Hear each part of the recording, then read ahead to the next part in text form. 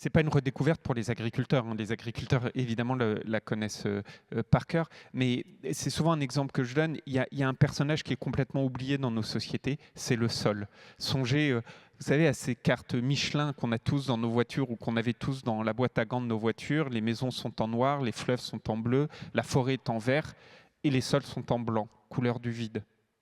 59% de la biodive se trouve dans le sol. Le sol, c'est ce qui capte du carbone. C'est pour ça que je disais que les agriculteurs sont des soldats du climat. Le sol, c'est la question de l'eau également.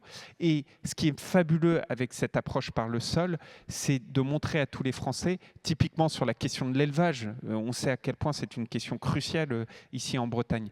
Il n'y a pas plus bel endroit que la prairie permanente. La prairie permanente, le sol de la prairie permanente, c'est quelque chose de fabuleux. Il faut chérir le sol, il faut aimer le sol. Et la prairie permanente, elle est permise par qui? Par quoi? Par les agriculteurs, les éleveurs et par les élevages. Alors, ça dépend des élevages, évidemment. Mais ce que je veux dire par cet exemple-là, c'est que moi, je me suis toujours inscrit en faux par rapport au discours déclinant, sans jamais nier la difficulté des problèmes. Je veux dire, on s'est battu comme des diables et on voit à quel point il faut continuer sur la rémunération Egalim.